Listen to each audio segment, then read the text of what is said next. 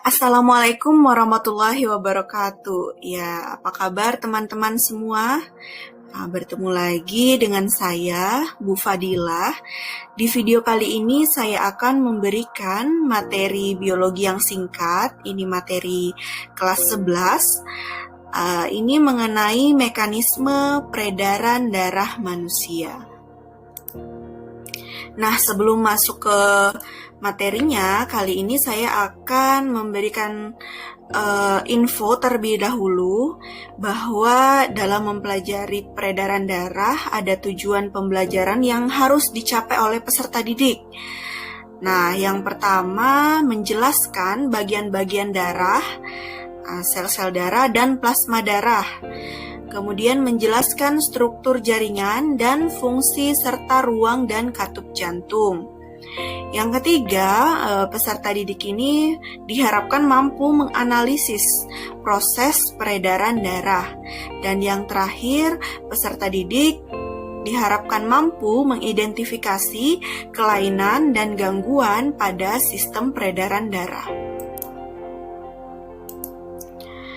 Nah, pada materi mekanisme peredaran darah ini ada beberapa hal yang akan kita bahas. Yang pertama yaitu ada darah, kemudian pembuluh darah, kemudian ada jantung, ada pokok inti dari video kali ini yaitu mekanisme peredaran darah, dan yang terakhir penyakit yang berhubungan dengan peredaran darah.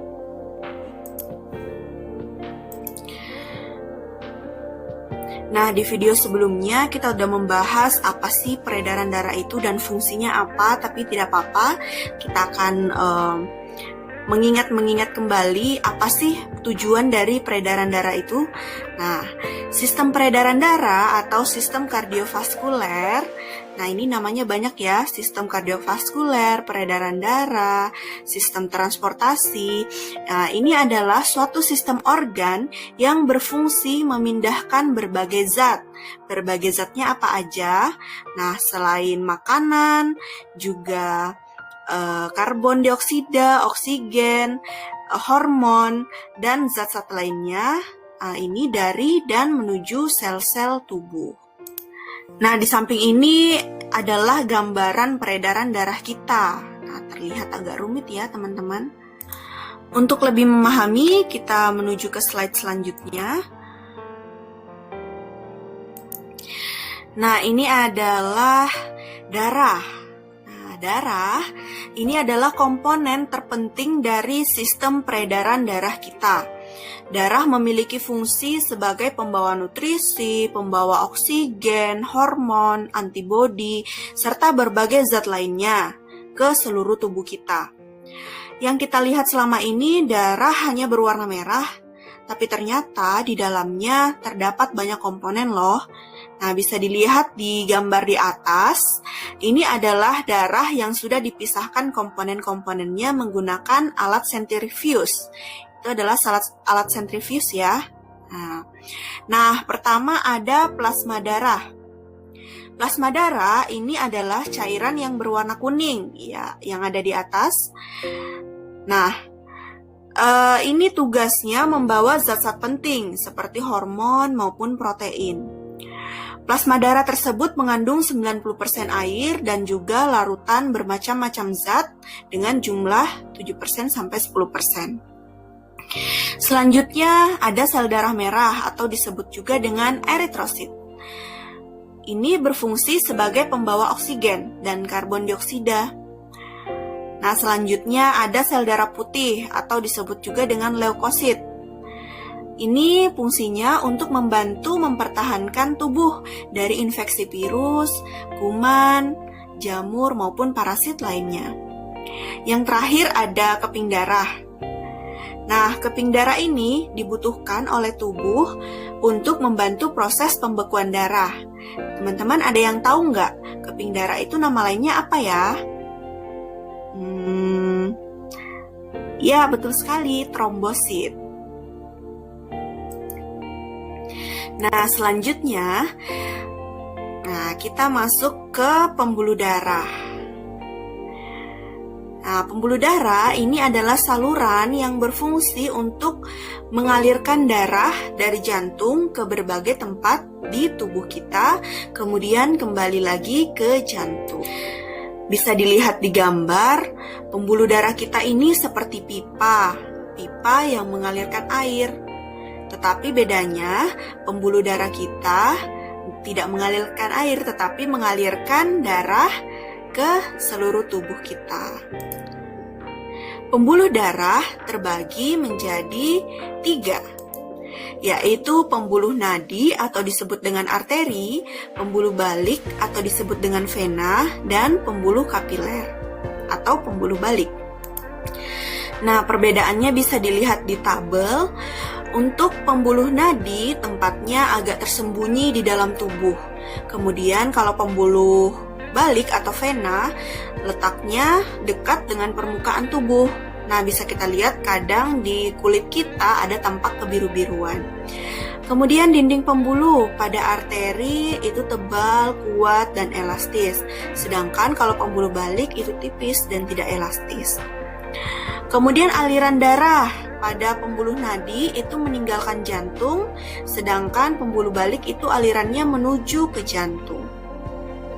Denyut pada pembuluh nadi terasa, sedangkan kalau pembuluh balik tidak terasa. Kemudian yang terakhir pembedanya, darah yang keluar dari pembuluh nadi itu akan memancar jika terjadi luka, sedangkan kalau pembuluh balik darahnya tidak memancar.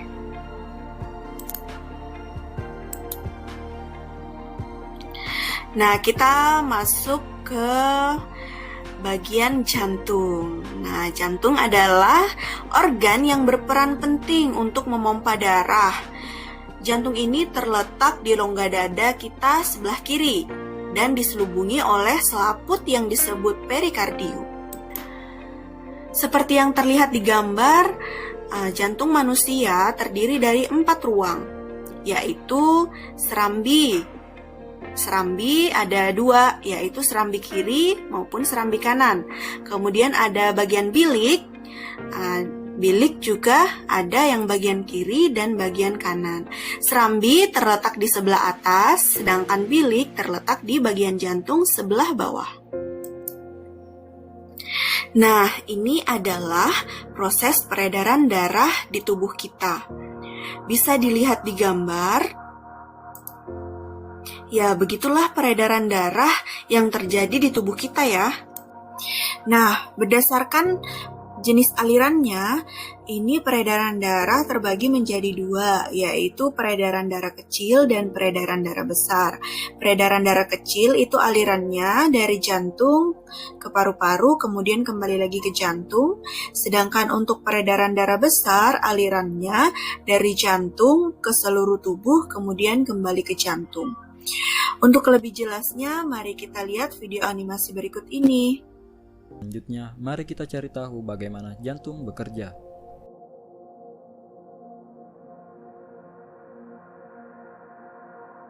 Darah menjadi kaya oksigen dengan menyerap oksigen di dalam paru-paru. Jantung mulai bekerja ketika darah yang kaya akan oksigen terbawa dari paru-paru menuju ke atrium kiri melalui vena pulmonalis. Saat atrium kiri berelaksasi, darah akan terpompa masuk ke jantung. Saat atrium kiri berkontraksi, secara bersamaan ventrikel kiri akan berelaksasi. Atrium kiri menekan darah menuju ventrikel kiri melalui katup satu arah. Ketika ventrikel kiri berkontraksi, darah akan terpompa menuju aorta, di mana darah yang kaya akan oksigen dialirkan menuju bagian tubuh lainnya kecuali paru-paru. Darah yang kaya akan oksigen mencapai seluruh tubuh melalui pembuluh darah yang disebut dengan arteri. Pembuluh darah akan bercabang menjadi kapiler, yang selanjutnya akan menjangkau berbagai organ yang berbeda di dalam tubuh. Selanjutnya darah akan terdeoksinasi, lalu pembuluh darah kapiler akan bercampur dan menuju ke pembuluh darah yang lebih tebal yang disebut vena. Vena akan membawa darah yang miskin oksigen menuju jantung. Pembuluh darah yang membawa darah yang miskin oksigen disebut dengan vena cava. Darah yang miskin oksigen dari seluruh bagian tubuh memasuki ruang bagian kanan atas dari jantung yang disebut atrium kanan. atrium kanan akan berkontraksi dan memungkinkan darah untuk mengalir menuju ventrikel kanan melalui katup satu arah.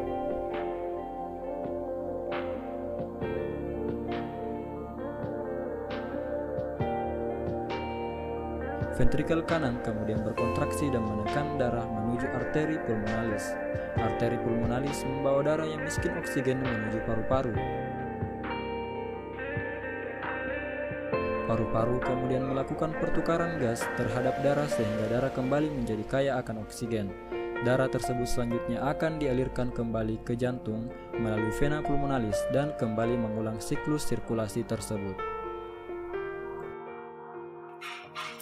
Nah, selanjutnya kita masuk ke penyakit pada sistem peredaran darah. Yang pertama, ini ada gagal jantung. Gagal jantung disebabkan oleh jantung yang tidak memompa darah ke seluruh tubuh dengan baik. Kondisi ini akan menyebabkan penderitanya mengalami kelelahan, sesak napas, maupun gejala-gejala lainnya. Nah, yang selanjutnya nih ada hipertensi dan hipotensi. Hipertensi ini disebut juga dengan tekanan darah tinggi, yang merupakan penyakit pada sistem pembuluh darah yang diakibatkan karena tekanan darah yang mengalir melalui pembuluh darah itu terlalu tinggi. Sebaliknya, hipotensi adalah tekanan darah yang mengalir di pembuluh darah ini terlalu rendah. Selanjutnya ada stroke. Nah, stroke ini dapat terjadi ketika salah satu pembuluh darah yang mengarah ke otak tersumbat oleh gumpalan darah. Nah, kondisi ini akan menghentikan aliran darah dan mencegah oksigen masuk ke otak. Kondisi ini yang nantinya akan menyebabkan kerusakan otak, kelumpuhan, dan bahkan mematikan. Selanjutnya yaitu leukemia atau sering juga disebut dengan kanker darah. Kondisi leukemia terjadi ketika tubuh terlalu banyak memproduksi sel darah putih yang abnormal. Jumlah sel darah putih ini tidak bisa terkendali, yang menyebabkan sebagian sel darah putih jadi ganas dan menyerang sel darah merah dan keping darah lainnya. Nah, selanjutnya adalah anemia. Anemia ini adalah penyakit kurangnya sel darah merah di tubuh kita. Nah, gejalanya seperti lemas, lelah, pusing, mual, pucat, dan bahkan detak jantung yang lebih cepat.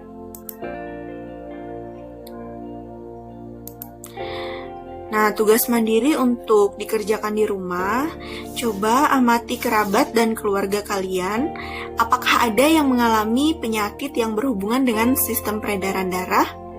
Jika ada, catat ya, dan cari tahu kira-kira apa ya penyebabnya. Oke, sampai ketemu di materi selanjutnya. Assalamualaikum warahmatullahi wabarakatuh.